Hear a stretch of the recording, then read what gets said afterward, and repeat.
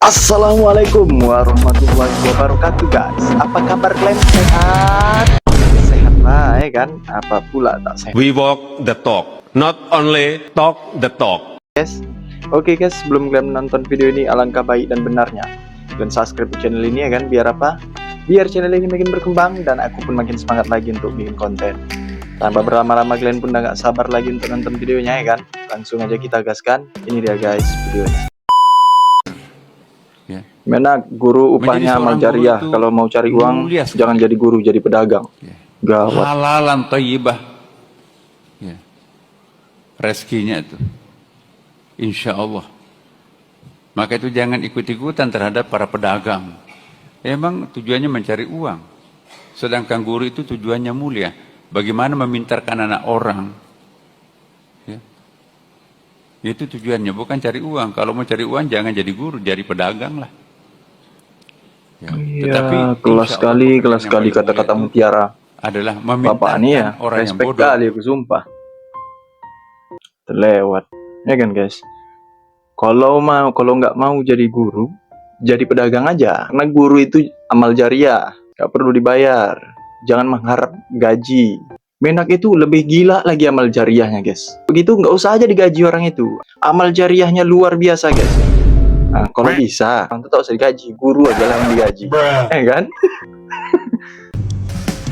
Siapa ini? Ternyata Pak Ahmad Sahroni guys ya.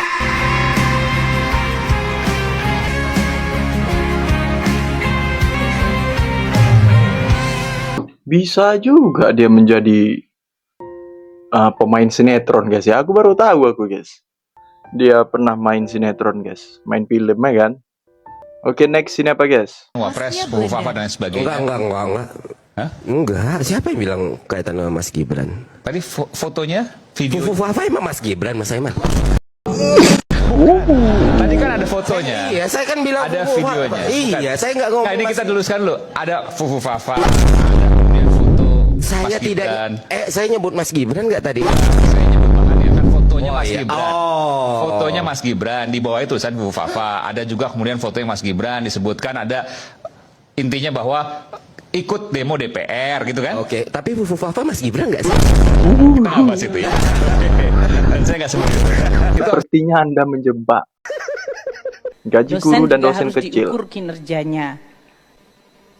Banyak di media sosial saya selalu mengatakan, oh menjadi dosen atau menjadi guru tidak dihargai karena gajinya nggak besar.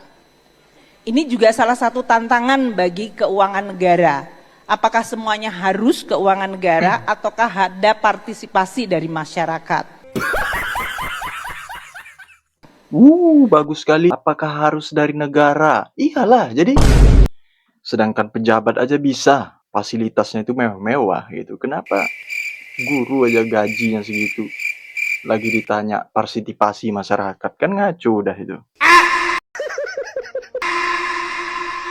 Dan harus kalian tahu guys, profesi yang paling ikhlas itulah guru guys. Kan? Kita yang tak tahu, kita belajar menulis, kita di sekolah diajarkan membaca dan menulis sama guru. Membaca Quran, tak pandai kita membaca Quran. Belajar kita, pergi kita lepas maghrib, siap sholat maghrib, pergi mendatangi guru. Guru mengaji. Dari situ kita pandai untuk mengaji. Begitu juga lah guru untuk membaca, menulis di sekolah. Berkali tanggungan guru nih perasaanku di negara ini ya kan. Soal memaafkan koruptor itu biarlah Tuhan. Faktanya sampai detik ini korupsi berjalan. Lalu salah yang di mana? Salah kita sebagai bernegara, sebagai berbangsa yang selalu berkompromi terhadap kejahatan-kejahatan yang luar biasa seperti ini. Jadi pilihannya hari ini tidak ada selain hukuman mati. Hukuman mati tidak ada lagi. Kalau kita masih berkompromi, lantas kita masih berharap untuk mereka berubah, jangan. Saya nggak akan tidak akan menerima hal-hal seperti ini lagi. Baik, respect kali aku sumpah ya kan. Dari mulai tukang ojol, projo, naik lagi, kasih jabatan yang mantap, korupsi. Gus Yakut diteriakin maling.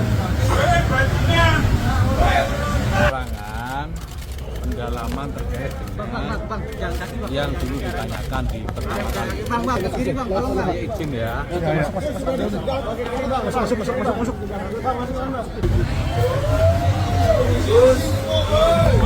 Ngeri kali guys, sumpah. Setan pun merasa ketar-ketir nengoknya nih. Dekatnya jauh, langsung, bahaya kali ya kan. Dana haji bisa digasnya, cobalah bayangkan. Gara-gara si Yakut nih, 8.400 jamaah haji gagal berangkat haji. Respect. Seorang dua pria memperlihatkan bentuk asli wujud buzzer. Yang mendukung RUU TNI, coba kita tanya satu-satu kira-kira kenapa mereka mendukung untuk disampaikan, silakan Mas. Kenapa mendukung Mas? Gak tahu guys. Ini kita ada yang mendukung ya, hebat sekali mendukung RUU TNI, kira-kira kenapa Mas mendukung RUU TNI?